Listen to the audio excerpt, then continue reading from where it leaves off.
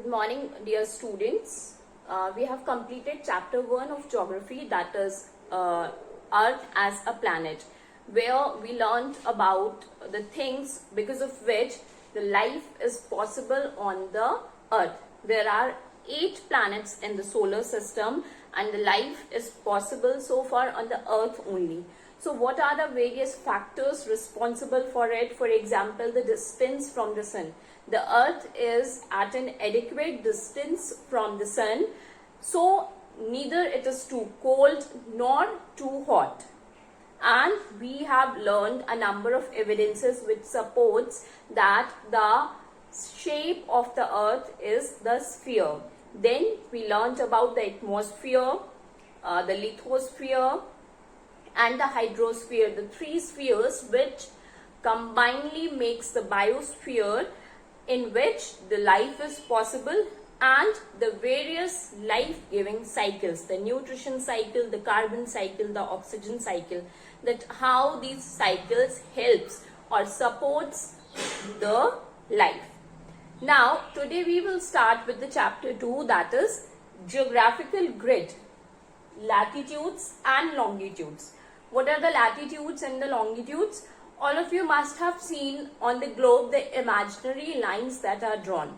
Those lines are known as the latitudes and the longitudes. Now, why do we need these lines? What is the necessity of drawing these lines on the surface of the Earth?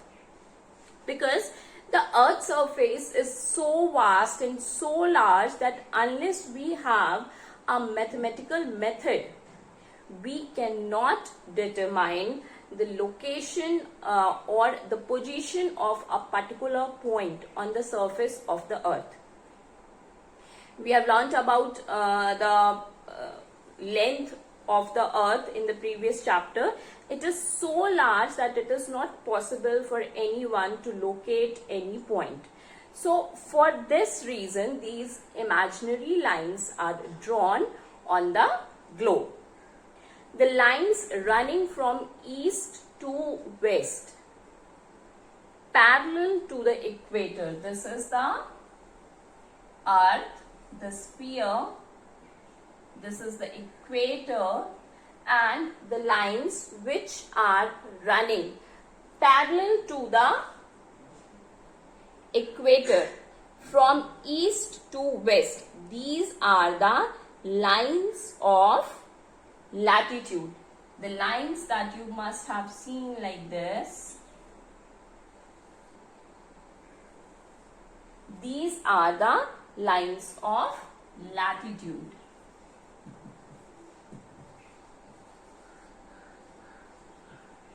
And the lines running north to south, passing through the pole.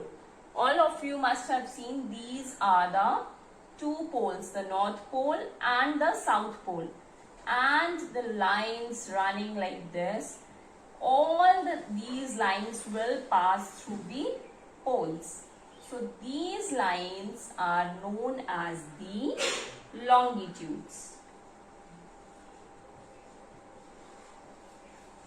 Very simple to remember. The lines which are running from east to west and which are parallel to the equator are known as the latitudes, and the line running from north to south and passing through the poles are known as the lines of longitude. And the intersection of latitude and longitude helps to determine the place on the surface of the Earth. For example, this point, this point, this point. The intersection of the lines of latitude and the lines of longitude helps you to determine, to pinpoint a particular place on the surface of the Earth, and this crisscrossing of these latitudes and longitudes are known as the geographical grid. So all of you must be aware that when we have the intersection of the lines, that is called the grid. And since it is in terms of geography, this is the intersection of the lines of latitudes and the lines of longitudes. That's why this is known as the geographical grid. Now there was a Greek philosopher, his name was Aristophanes, and he was the person who for the first time calculated the circumference of the earth, and he had also devised lines of latitudes and longitude to place or to pinpoint a particular place on the surface of the earth. Now this particular grid that is known as the geographic grid on the globe or the map, it serves the same purpose as the system of coordinates on the x-axis and y-axis. All of you must have done this in the maths, the x-axis and the y-axis. So suppose if this is a particular point, how do you find out the location of this particular point? Suppose if I am giving this point the name A. How do you locate? How do you give the address? How do you give the location of this particular point? Simply the value which is here, the value which is here. First we write the coordinates of the x-axis and then we write the coordinates of y-axis.